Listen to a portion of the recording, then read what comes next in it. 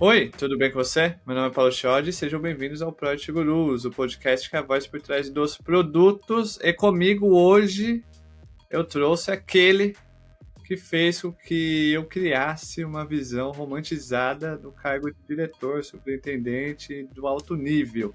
Porque ele simplificava as coisas mais difíceis quando eu iniciei nessa área de produtos lá na Senhora Porto Seguro, há muitos anos atrás. Tiago Galli, um ídolo.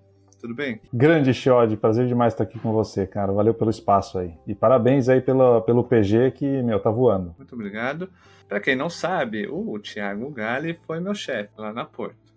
Então, basicamente era eu, Dalton Miura, um forte Opa, abraço, um beijo pro Daltão. japonês lá, e era o Thiago. Então, eu via o Thiago, o Sr. Galli, trabalhando diariamente e eu via como, na minha visão de júnior na época, eu olhava e falava, pô, é fácil ser diretor.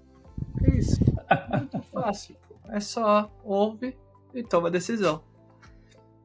Passar do tempo, olha eu aqui, no PG, e agora eu sei como que é o rolê depois de conversar com muitas pessoas nesse papel de diretor, superintendente, VP, enfim, CEO. Não é tão fácil assim, né, Thiago? Não, eu lembro de um amigo meu que falava, quando eu me tornei diretor na Nextel, antes até da Porto, Chiodi, ele falava assim, ele me levou para comemorar um almoço de eu ter sido promovido, ele falou uma frase que eu não esqueço, cara, que é, quanto mais você sobe, mais venta. Né? Então, os problemas, eles parecem menores para quem está olhando, digamos assim, de baixo, mas as tretas são pesadas. Complica. Ótimo. E o Thiago, recentemente, criou um Huawei no LinkedIn, por quê? Porque sabe como que é, né?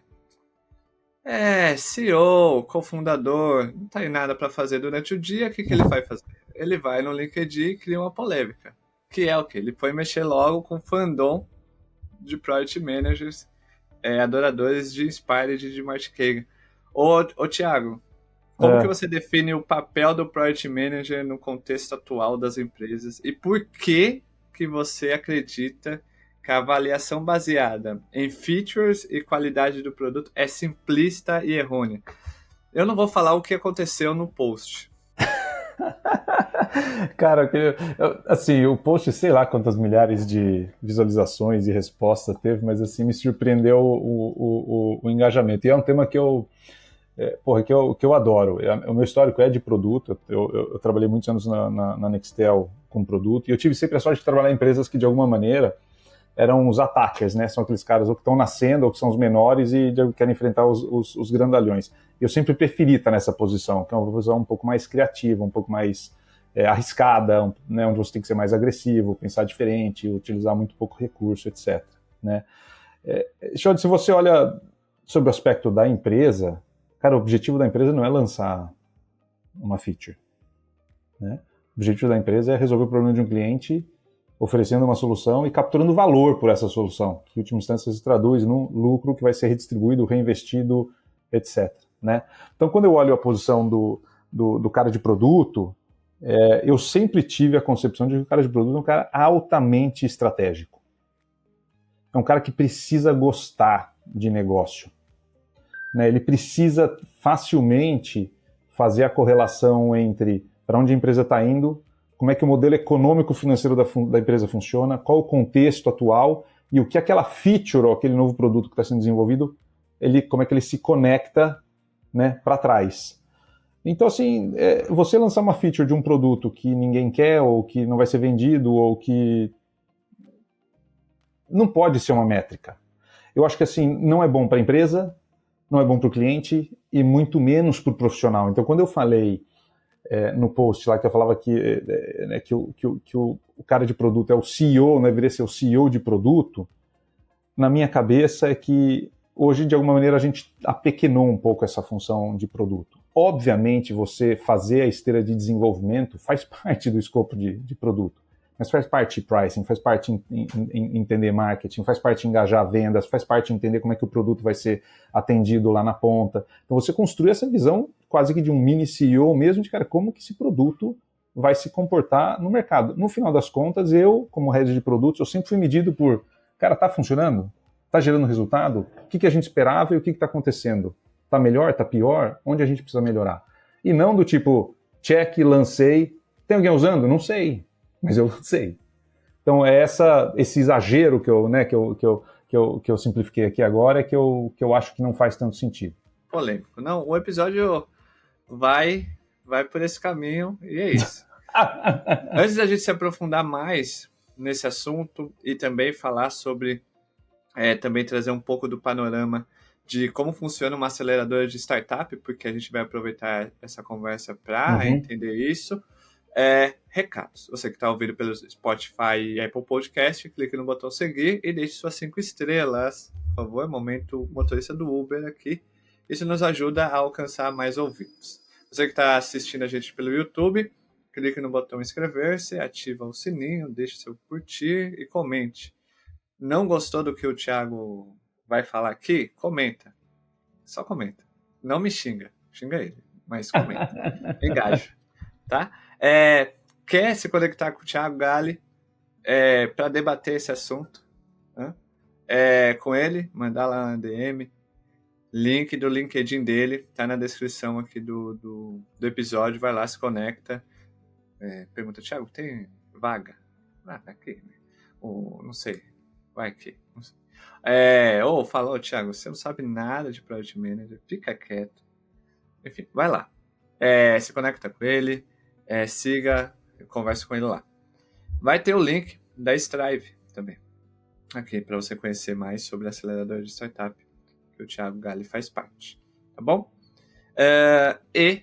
Olha, já ia para a pauta, porque a pauta tá bem boa hoje, mas antes, esse episódio é um oferecimento da Terra, a maior e melhor escola de carreiras digitais do Brasil e quiçá da América Latina, é a nossa patrocinadora esse ano e tem cupom de desconto. Link está na descrição e o cupom é Product_Gurus. Além da Terra, Amplitude, a maior e melhor plataforma de Product Analytics do mundo.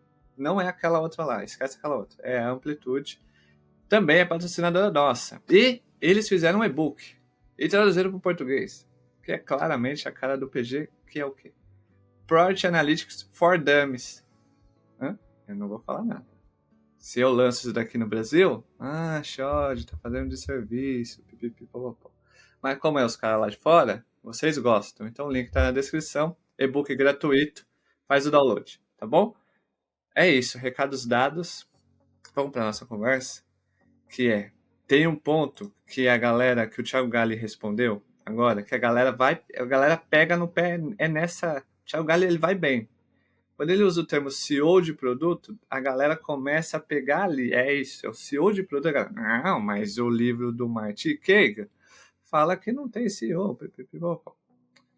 Mas, Thiago, quando você olha assim, você que está muito próximo de startups, o papel do Product Manager numa startup, ela é diferente do papel de um Product Manager numa empresa mais consolidada e maior, certo? Como que você vê essa diferenciação? Sim. Não, eu acho que... eu acho a função de produto talvez a mais estratégica, uma das mais, se não a mais estratégica das empresas. Então, eu acho que ele tem o cara de produtos tem uma responsabilidade muito grande na minha cabeça, porque em muitos casos ele tem um desafio muito estratégico do ponto de vista de conduzir a organização, as empresas ou a startup para tomar as melhores decisões de, cara, quais features a gente vai lançar, que produtos a gente deve lançar, como que deve ser a composição dessa feature dentro da proposta de valor como um todo, como é que isso afeta a nossa oferta de pricing, como é que esse produto, essa feature vai ser distribuída. Mas, essencialmente, especialmente em empresas já maiores, não é o cara de produto que vai, de fato, botar a mão na massa, não é ele que vai vender, não é ele que vai atender, não é o cara que eventualmente vai codar, porque está no cara de tecnologia, etc. Então, ele é um grande articulador, né? Quando você pensa... E aí, o comentário que eu fiz no LinkedIn, as pessoas falam, pô, mas então você acha que a empresa não tem que ter CEO? Não, né, foi uma analogia que eu fiz. Mas eu acho que o papel e a visão e a responsa que esse cara de produto tem que ter, obviamente não é ele que vai vender. mas se ele não se preocupar como é que o produto vai ser vendido e ele não engajar, por exemplo, uma força de vendas ou o time que vai fazer o marketing digital, vai fazer toda a parte de growth do negócio, eu acho que ele não está fazendo o seu papel completo, né, como cara de produto. Numa startup, se você pegar, cara, grandes empresas de hoje em dia, de tecnologia, elas começaram sendo um produto antes mesmo de serem empresas. Né? Você pega o próprio Facebook, o Snap, etc. Esses caras eram um produto, eles nasceram como um produto. Né? Então, cara, o produto acaba sendo uma gênese muito grande de grandes negócios. Né? Por isso que muitas vezes a cabeça pensante está nesse papel de produtos. Numa startup, obviamente, você tem um papel, como eu posso dizer, um pouco mais específico da construção dessas primeiras features, desse primeiro produto, para você, de fato, conseguir encontrar os clientes para solucionar aquele problema que você descobriu. Né? Numa empresa grande, os desafios são um pouco diferentes, né? Mas acho que o principal modo de uma startup é o modo de sobrevivência. Que é, cara, como é que eu faço para entender profundamente aquela dor daquele cliente? Como é que a minha solução, de fato, pode de fato solucionar ou agregar valor para aquela dor ou resolver aquela dor? E como é que eu consigo, eventualmente, monetizar e capturar valor isso, seja no curto, seja no longo prazo, né? Então, eu diria que o cara de produtos numa empresa grande, ele tem esse papel de orquestrador muito grande. O cara de produtos de curtíssimo prazo, ele tem uma cabeça de uma startup, ele tem uma cabeça muito de sobrevivência, de realmente como é que eu faço para encontrar esse product market fit, né? Esse mercado onde a minha solução de fato é muito desejada e ninguém conseguiu chegar lá ainda. Tem um ponto que quando a gente trabalhou junto, eu admirava bastante, e eu tendo a trazer comigo até hoje, que era sempre, quando eu falei no início do episódio, que você me vendeu a imagem de um diretor muito, sabe? Hoje, quando tem um diretor, eu conheço algum diretor e eu vejo ele tendo alguma atitude assim, eu falo, pô, mas o Thiago Galli não era assim. Não é assim, pô. Porque era trabalhar ao seu lado era algo muito mais, eu aprendia bastante, né? Eu aprendi bastante.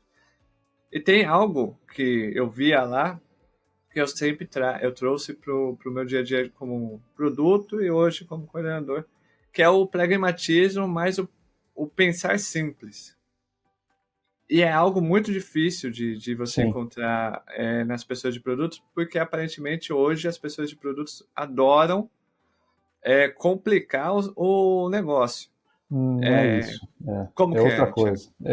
Cara, eu acho que isso é um excelente ponto. Primeiro, Chiodi, eu acho que quando a gente trabalhou junto, a gente tinha, né, a felicidade ali de ter conseguido construir uma cultura onde a gente de fato se preocupava muito com os clientes, né, de querer cuidar dos clientes. E eu sempre tive uma postura de que eu, como responsável principal pelo negócio, eu sou provavelmente o cara que está mais longe do cliente. Isso é um puta de um problema. Por isso que eu bebia muito na fonte de conversar com os atendentes de call center, com os vendedores, com o time de back-office que resolve os problemas. Porque o time, a liderança, tomava a decisão de, cara, ou que produto a gente vai lançar, ou que promoção a gente vai fazer, ou que campanha a gente precisa, ou que processo a gente vai mudar. Mas a gente só sabe do impacto disso mesmo quando a gente vai conversar lá na ponta. Né? Numa startup é quando o cara, o fundador, o founder, o cara de vendas ou o cara de produto vai conversar com o cliente e fala, deixa eu entender, eu resolvi o seu problema ou não resolvi? O que eu devo fazer melhor? Onde você acha que precisa melhorar? Que outro produto, que outra solução você acha que deveria ter? Então, quando você se coloca na posição de ouvinte, né, e de você conseguir interpretar isso, você começa a se colocar um pouco mais na cabeça de produto, na minha cabeça. Porque produto, para mim, não é esse lado só técnico de construção da feature. E assim, o cara que tem essa capacidade também de ir lá beber na fonte, processar e, principalmente, aí eu vou chegar no ponto que eu queria dar, entender qual é o contexto. Então, hoje, não é que eu acho que os caras de produto querem complicar. Ninguém fala, vou complicar a vida do meu cliente, vou ferrar a vida dele. Né? Mas eu acho que as pessoas esquecem do contexto. E o contexto tem o contexto do consumidor final e tem o contexto dentro da empresa. Eu vou dar um exemplo bem prático disso. Mas o exemplo do consumidor final cara, não sei a sua vida, mas a minha vida é muito complexa no sentido de quantidade de coisas para serem feitas. O celular é uma maravilha, mas ele ele faz com que você seja facilmente demandado através de um WhatsApp, então você acaba resolvendo N micro coisas todos os dias, né? Profissional, pessoal. Então, eu como consumidor, o que eu mais quero é que as empresas me ajudem a simplificar a minha vida, a se autorresolver. O exemplo que eu dei no post que eu fiz sobre isso era sobre, cara, o Uber. Quando eu estava lá no C6, eu saía da minha casa e ia para o C6, saía do C6 e ia para minha casa. Aquela vida mais tradicional, né? Normal, até antes da pandemia, etc. Quando eu abri o app do Uber de manhã, e ele falava assim, você está na sua casa? Ele falava, a maior chance é você ir para o seu trabalho. Então ele não abria endereços recentes padrão. Ele falava, o seu primeiro endereço que ele abre é, você está indo para o seu trabalho? Tô. Quando era final do dia e eu abri o app do Uber, eu estava no meu trabalho, ele falava, cara, a grande chance é que esse cara vai para casa. É para casa que você vai? E teve uma época que eu ia para o Sírio-Libanês, porque acabei passando por um problema de saúde, eu tinha que ir durante 30 dias para o Sírio-Libanês às 10h30 da manhã. Então eu saía do C6, eu abri o app do Uber, cara, 10h15, ele já sabia que eu ia para o Sírio. Então esse cara resolveu ele simplificou a minha vida, ele não complicou. Por quê? Porque esta feature ela foi desenvolvida dentro do contexto do Uber como um produto. O que acontece hoje é que eu acho que essa descentralização dos times faz com que, temos que desenvolver uma feature aqui, pequenininha, mas isso vai passar por toda uma esteira de discovery, de design, de PM, de PO, etc. E aquilo lá é o coração do que esses caras estão fazendo. E as pessoas esquecem de perguntar, qual é o contexto, qual a importância, qual é o papel dessa feature dentro do todo? Então eles acabam desenvolvendo, uma mega feature gigantesca, quando na verdade às vezes o cliente queria uma coisa super, super simples. Então, a primeira pergunta que um cara de produto tem que se fazer é, qual o papel dessa nova feature, desse novo produto no contexto? Né? Esse produto ele tem qual papel na entrega da proposta de valor, e a proposta de valor tem qual papel dentro da estratégia como um todo. Ninguém quer complicar por natureza, todo mundo quer simplificar, mas é mais fácil complicar do que simplificar. Cara, simplificar é difícil pra caramba, né? Leonardo da Vinci já dizia que a simplicidade é o último grau de sofisticação. É muito. E tem um outro cara que eu não lembro o nome, mas ele já bem antigo, de séculos atrás, que ele escreveu uma carta uma vez e no final ele falou, desculpa por escrever uma carta tão grande, eu não tive tempo de escrever uma carta mais curta. Porra, é lindo isso, Chiodi, porque é difícil você pegar um texto e simplificar, sintetizar, fazer com que ele esteja claro para outra pessoa e ser conciso. Mais fácil você encher ela a mão de linguiça. Passei meu ponto, o cara que se liga, se dane, que vai ler 5 páginas, não é isso? É isso. Ele que tá ouvindo um podcast de 2 horas, que pegue... eu que fiz uma resposta gigantesca aqui, ele que se vire, né? Eu tenho que tentar ser mais conciso. Boa. E é interessante, né? Quando a gente começa a olhar isso, é porque em algum momento, não sei quando isso aconteceu, mas em algum momento, aparentemente o Product Manager, ele começou a se distanciar de negócio e ele começou a se colocar num papel em que hoje, a minha visão, de quem está aqui vai fazer 5 anos no PG e conversa com muitas pessoas, tanto aqui no podcast, como no LinkedIn, WhatsApp, em grupos, enfim, fora, assim,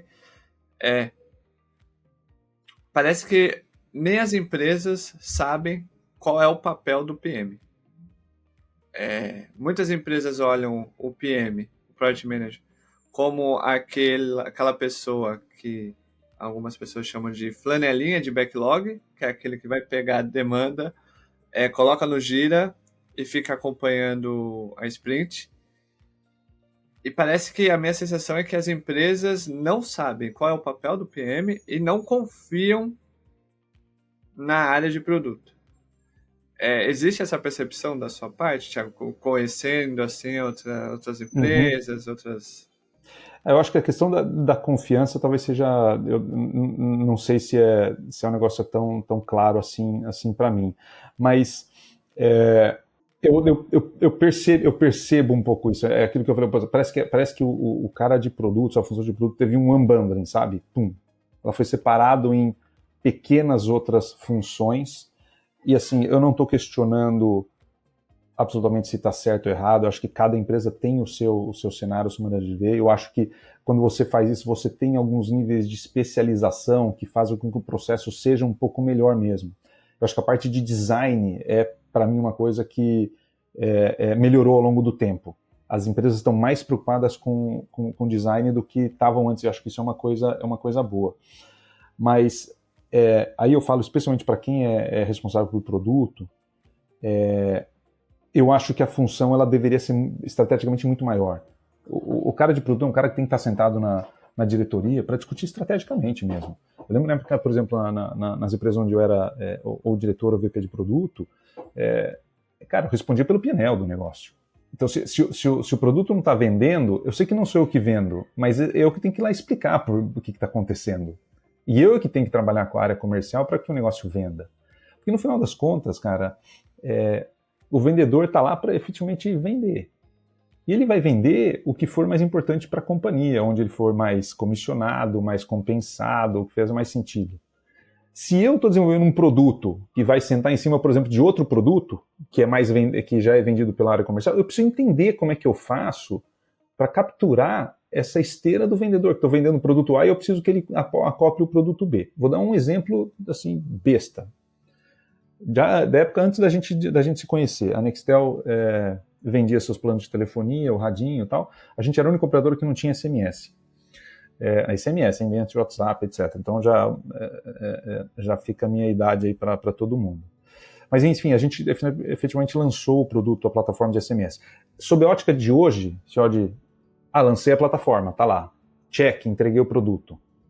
Sob a ótica do que eu entendo que é o que entrega mais valor para a companhia, cara, como é que eu faço para de fato capturar valor vendendo esse produto? E a gente foi a primeira operadora a colocar SMS limitado, quando Vivo, Claro, TIM e Oi, tinha aqueles pacotinhos lá, compra 25, 30 SMS, Se você estourava aquilo lá, os caras iam lá e tungavam, né? Aquela beleza.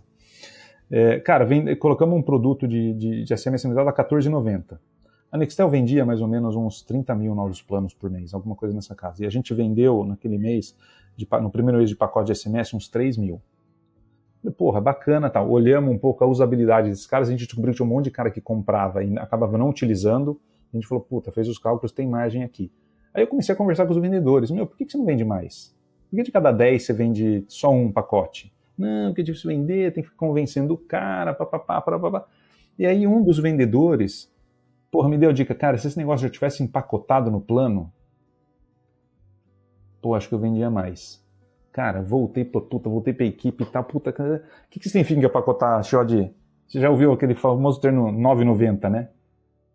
Cara, o plano não vai mais custar R$119,90, ele vai custar R$129,90, mas ele vem com SMS limitado. A gente não empacotou o plano assim, a gente empacotou a comunicação assim. Cara, a gente vendeu no mês seguinte quase 18 mil pacotes de SMS. Para mim, essa é a função do cara de produto, entende? Você vê que é um negócio que ele é amplo, cara, é início e fim. A plataforma tá lá. O que eu faço? Como é que eu transformo essa plataforma num produto que os clientes querem, que o vendedor sabe vender, que é simples, que o atendente sabe atender? Essa para mim é um pouco é o cara que também está preocupado com essa jornada de como eu faço para o produto, de fato, agregar o valor que ele tem para o cliente e a empresa capturar. Voltei ao tempo, hein?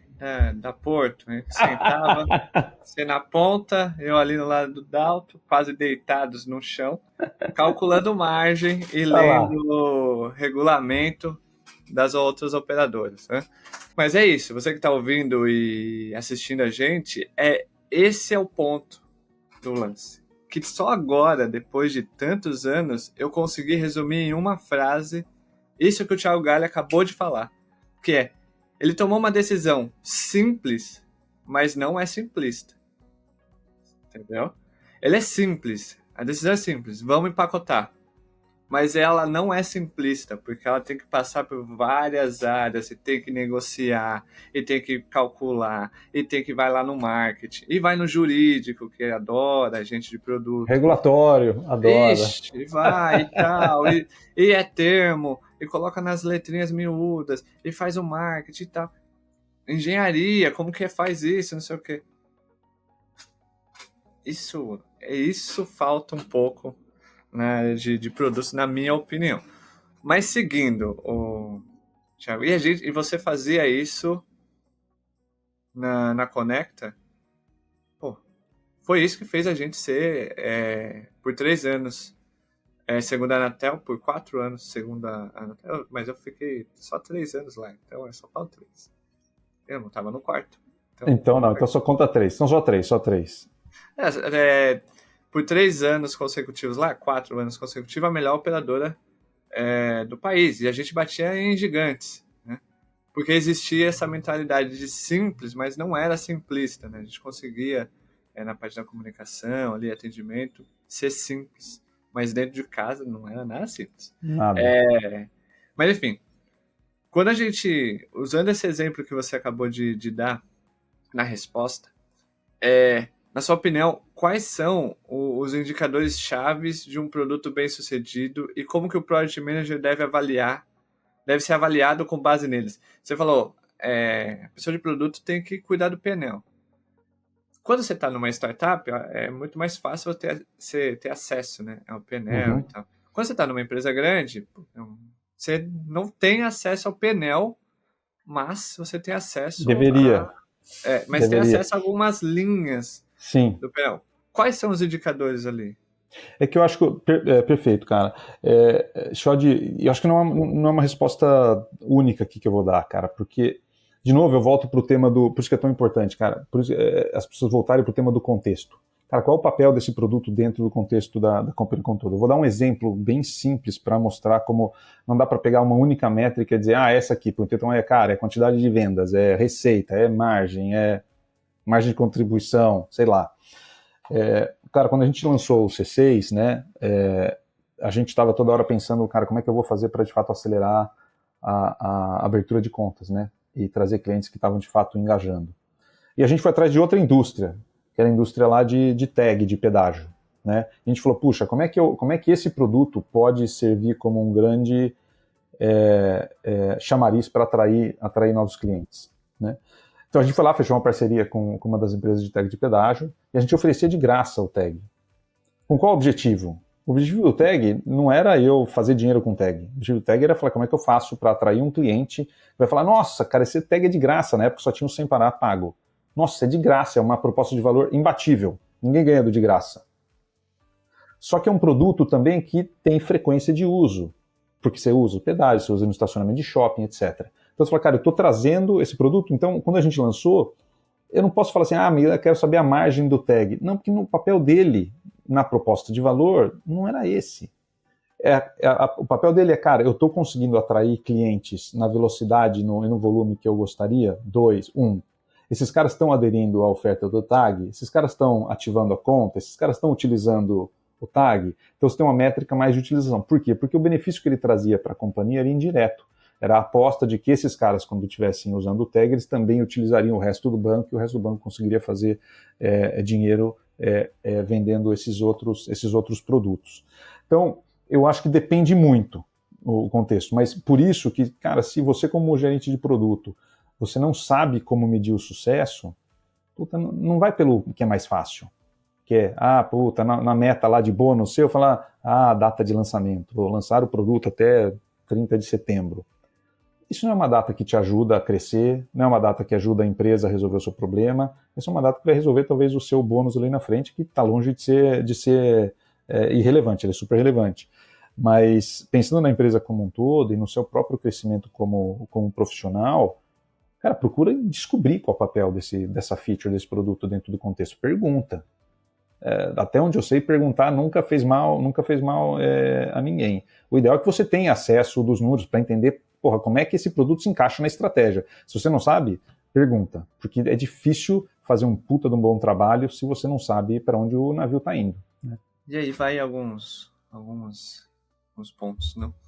Recentemente eu estava conversando com algumas pessoas de produto e elas estavam reclamando porque elas estavam num contexto técnico. É uma grande discussão, o produto está na tecnologia ou está no negócio hoje em dia, né? E aí uma outra pessoa de produto falou assim, o meu diretor quer que a gente desenvolva coisas técnicas no produto, só que isso não gera valor nenhum. Aí eu falo, gera, né? Tudo que você desenvolve, de alguma maneira, a partir do momento que você deploya, vai gerar impacto, ou positivo ou negativo, mas aí gera impacto. Não, Jorge, não gera, porque é coisa técnica, é tipo monitoramento. Eu falei, como que isso não gera impacto? E aí eu percebi naquele momento que as pessoas de produtos, elas ainda têm dificuldade de conectar ou de entender que o produto ela está inserido dentro de um negócio e toda tomada de decisão ali, ela vai gerar algum impacto. E aí tem vários estudos. E às vezes o impacto não é receita, às vezes o impacto é redução de custo, né? Isso! Por isso que, de novo, o cara de produto ele precisa entender como é que a empresa funciona. Você vai lembrar na época que a gente trabalhava junto, o quão chato eu era de comunicar claramente para todo mundo, cara, como é que o negócio funciona? Como é que a gente faz dinheiro? Como é que a empresa ela se mantém sustentável? Qual o perfil de cliente a gente tem que trazer? Qual o ticket que a gente tem que trazer desses caras? Qual o churn que a gente tem que ter? Assim, um exemplo muito claro de um puta de uma feature legal pra caramba que a gente fez lá junto foi que quando a gente vendia um chip de telefonia, a gente entregava via motoboy e o cara ligava na nossa central para fazer o desbloqueio do chip, né? Como se estivesse desbloqueando o cartão de crédito na época. Só que naquela época não existia, vai no app aí e baixa, como as coisas são hoje, super simples. Era tipo, liga na minha central, bicho, e eu vou destravar. E eu lembro que era uma ligação que durava 12 minutos. Era a ligação mais cara de todas. A ligação média de um atendente para resolver algum problema era na casa de 5 minutos. Então essa ligação custava 2 vezes e meia. Olha só o que eu tô falando, cara, eu nem era o responsável de produto em si, eu era o diretor-geral da operação, mas eu sabia que esse custo era um custo relevante pra gente.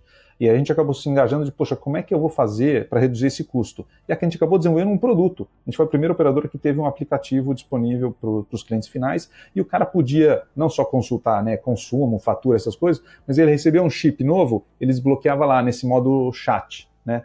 A gente foi, acho que, uma das primeiras empresas a aplicar esse tipo de coisa. E a criatividade veio através dessa necessidade, né? Então, assim, gerou receita? Não, cara, reduziu o custo pra caramba, né? E isso tem um impacto brutal pro negócio. Tem, e eu acho que falta... E aí vai entrar a minha pergunta aqui, que é tudo isso que a gente falou agora sobre a pessoa de produto, sobre papel, você trouxe exemplos e... Quem me conhece, quem trabalha comigo, é do Thiago Galli que eu peguei esse toque de ficar sempre quando vai falar alguma coisa, vou dar um exemplo. Aí dá um exemplo, aí volta. É dele. Então, tem uma Manda fórmula... a conta do terapeuta aí pra mim, Jorge, que eu ajudo a... Eu vou mandar. Pelo zap, eu vou te mandar o boleto. Tem um ponto, Thiago, que eu acho que assim, quanto mais alto você tá, na hierarquia, mais você precisa que as pessoas de produtos, principalmente, entendam que a comunicação ela gera visibilidade, que gera previsibilidade, né? Uhum. Você falou que tem que ser a pessoa de produto, tem que ser um diplomata, tem que ser aquela pessoa que conversa com todo mundo, Um articulador, diplomata não, mas um articulador, né? Entende o contexto de todo mundo e tal, mas para criar confiança para níveis acima, esse lance de comunicar, dar visibilidade e gerar previsibilidade em você, que está lá em cima, que está longe é importante, né? Não tem, de novo, não tem a menor dúvida. O cara de produto é um cara também que ele precisa saber falar para os lados, para cima, para baixo e principalmente ouvir. Shod, eu era diretor de produto da Nextel e quando a gente fez a primeira vez uma avaliação 360 graus, a minha pior nota foi comunicação. A melhor nota que eu me dei, porque eu também faço minha autoavaliação, foi comunicação. Então, o meu nível de autopercepção era completamente diferente do que as pessoas percebiam. E aí eu fui conversar com as pessoas que responderam, e eles falaram, cara, você não ouve ninguém. Você não pergunta se a gente tem melhoria para o produto. Você comunica as coisas por e-mail e acha que está tudo certo. E aqui lá eu falo isso com uma tranquilidade muito, porque lá foi um momento muito capital assim, para mim nesse sentido. E aí eu fui aprender que, de fato, o papel do cara de produtos não é só o cara que vai lá e pensa e, tarará, e faz, executa o produto e tal. Não, esse é o cara que precisa fazer a companhia caminhar na direção de que o produto se transforme numa puta numa experiência do cliente. De onboarding, de uso, de offboarding, de suporte, de pagamento. Essa é a visão que eu tenho. E isso é super legal, porque isso constrói profissionais muito melhores do que você estar fechado numa caixinha. Então, uma dica, cara, é se você está numa empresa que está cheio de caixinhas, é também de você migrar um pouco de uma caixinha para outra, para você adquirir essa visão 180, essa visão bem mais periférica sobre como se conduz o negócio e qual o impacto de cada uma das áreas para a construção do negócio e para o resultado da empresa. E aí a gente vai entrar agora em algo que está muito linkado com o que o CFO da Amazon falou esse ano. Ele, no primeiro release de resultados da Amazon em 2024, ele soltou as aspas que fez o pessoal do Twitter, principalmente de negócios e tecnologia, tomarem um sustinho, assim, dar um solucinho, tipo... O que ele falou? Que é, o ano da eficiência passou, 2023. Esse ano é o ano de growth, é de crescimento, porém, de forma eficiente. Porque é um CFO falando, né? Ele não vai falar, não, é crescimento a qualquer custo. A qualquer custo. E, entrando nessa parte de crescimento, é por isso que existem as aceleradoras de startups, né? Que ajuda a acelerar algumas startups, alguns negócios a crescerem e a ganhar mercado. O que é a Strive, Thiago? E da onde saiu essa ideia e o que é uma aceleradora de startup? Explica pra gente. Boa.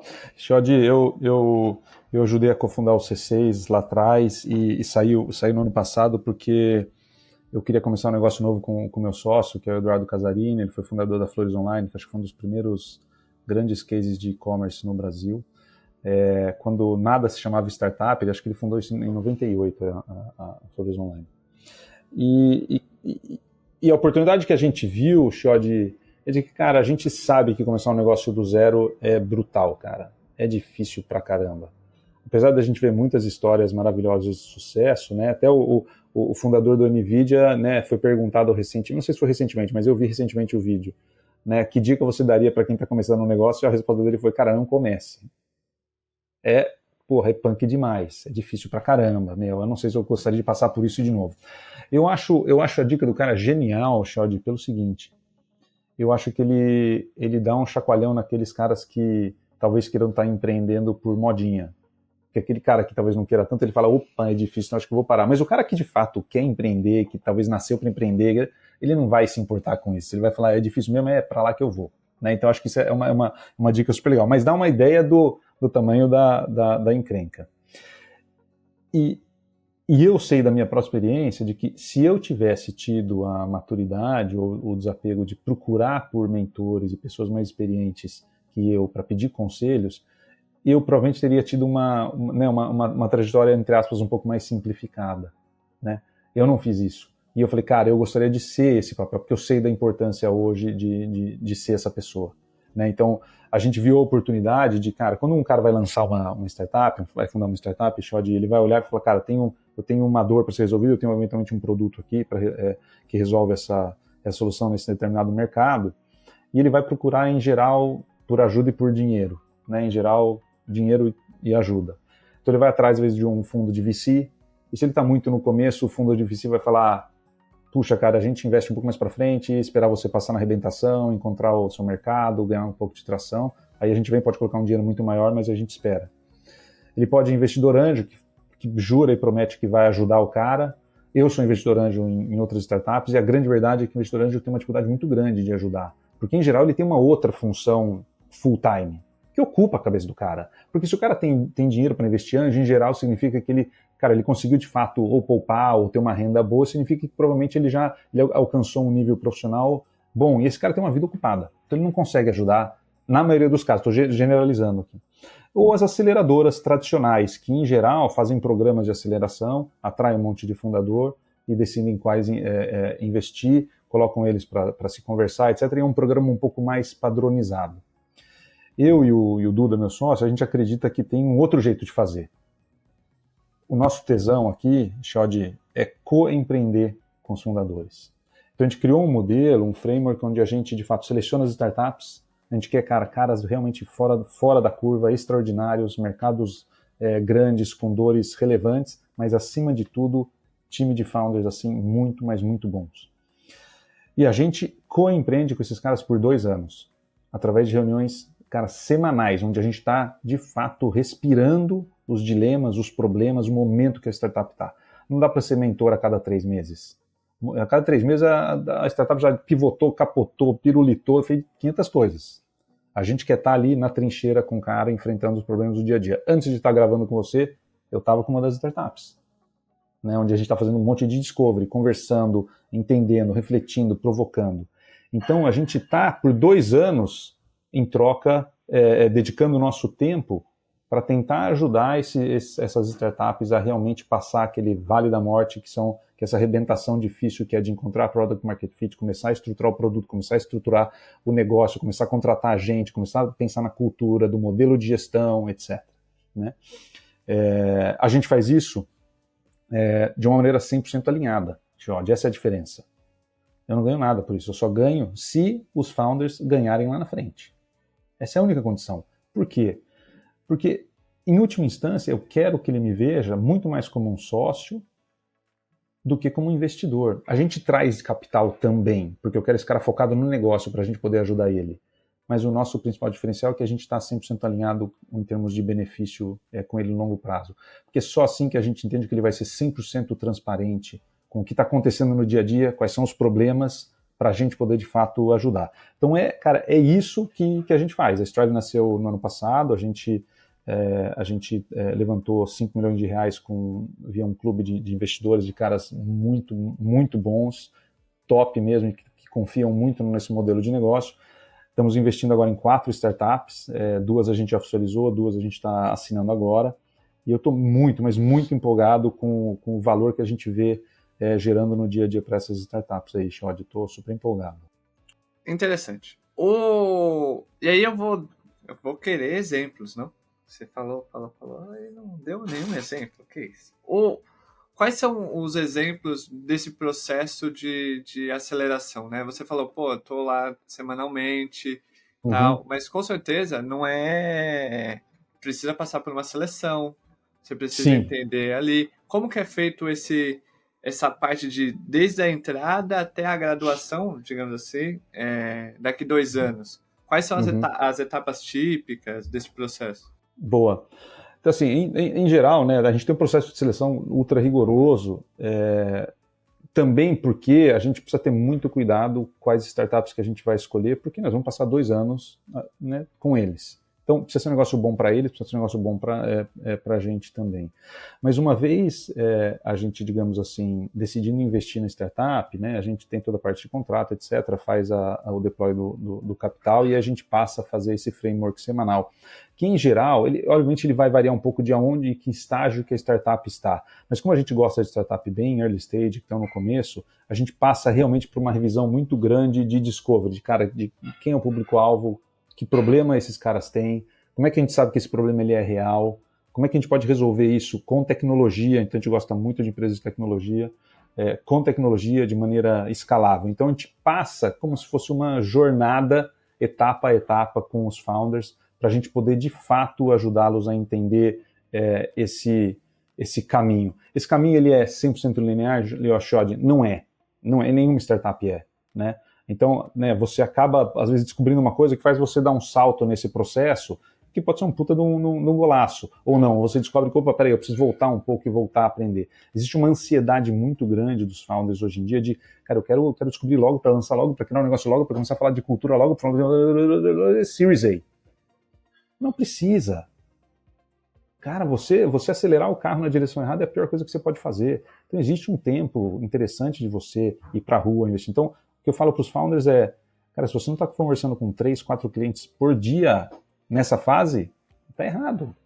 Tem que ir lá aprender, absorver, descobrir o que está acontecendo, né?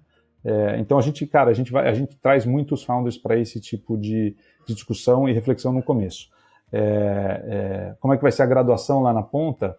Eu ainda não sei, a gente não chegou lá, Shod, mas na nossa visão, o que a gente quer é entregar startups que têm um nível de maturidade dos founders muito maior e, por consequência, uma maturidade muito maior no negócio, né? São empresas mais saudáveis, empresas que, cara, têm um cash burn sustentável, empresas onde os founders conseguem tomar decisões de maior qualidade e não aquelas decisões malucas. Então a gente aposta muito nesses founders de construir negócios realmente sustentáveis, perenes, mas obviamente escaláveis, que podem ser muito grandes. Para os Product Managers que estão se considerando, né? Porque Product Manager ou ele vai até o final da carreira como pessoa de produto, ou ele em algum momento ele fala, não, eu sou de produto, eu vou empreender. Ele vai se empreender. Mas pessoas de produto Product Manager que estão considerando se juntar a uma startup de estágio inicial, que é aquela que você tem que ter tempo, saúde, né, disposição, energia pra caramba. Quais são as características ou qualidades que você acredita que são mais valiosas nesses Product Managers? A gente já falou de algumas coisas, de ser um articulador e tal, mas Sim. Por ser uma startup no estágio inicial, deve ter uma característica, um perfil diferente. Então, sim. E eu acho que primeiro, independente de você ser cara de produto ou não, a decisão de empreender é uma decisão muito, muito particular e muito difícil, né? Eu realmente admiro muito os jovens empreendedores pelo tamanho da coragem de empreender. E acho que realmente, se você está pensando em empreender, o ideal é que você faça o quanto antes, talvez mais jovem ainda, quando o seu custo de oportunidade ele é bem menor, né? Se você está numa empresa hoje, eu não diria larga tudo, pede demissão e vai construir seu negócio. Há N maneiras de você, estando na empresa, começar a tatear esse mundo, né? Trabalha part-time aqui, ajuda uma coisa ali, exatamente para você ir construindo e ganhando essa confiança. 2, se possível, crie um colchão financeiro, né, para você, porque, cara, quando você está falando de empresa, você está falando de anos de você realmente entregar, se sacrificar, se doar para o negócio antes do negócio, de fato, devolver para você. E mais importante de tudo, do ponto de vista, pensar assim, de habilidades e competências, cara, eu acho que você tem que ser um cara absolutamente aberto a aprender coisas novas, porque né, o caminho de uma startup não passa pelo by the book que a gente vê em empresas grandes, seja ela de tecnologia ou mais tradicionais, né? Eu acho que no mundo de startup você está servindo um cafezinho, tomando um cafezinho, chutando escanteio, marcando o gol, né? E você tem que estar disposto a passar por isso. E se você tiver, cara, com o coração aberto, passando por isso de maneira, uma visão mais de aprendiz e de querer absorver e aproveitar a oportunidade, ela pode ser uma jornada, muito enriquecedora. E, cara, eu acho que um último aspecto mais de pensamento aqui é de, cara, realmente abraça um pouco a ideia de você tentar errar e aprender com esse erro.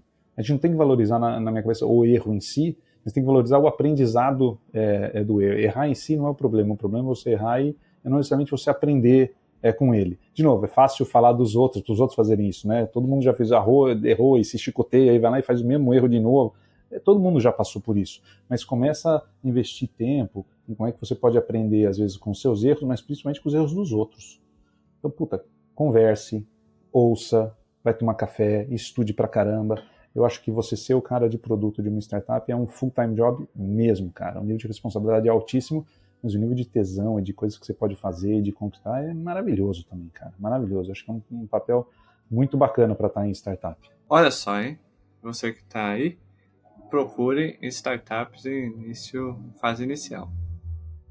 Conversamos com o Thiago Galli. Ele vai voltar mais vezes, porque a galera com certeza vai repercutir, vai xingar ele. Ele vai ter que vir aqui falar mais sobre. Thiagão, muito obrigado por você ter arrumado tempo na sua agenda. Quem quiser conhecer mais da sua história e conhecer a Strive, por onde que acessa? Eu tô lá no LinkedIn, pode me conectar no LinkedIn tranquilo, mas tem o nosso site também, que é Strive 2022, é o número mesmo, 2022.com.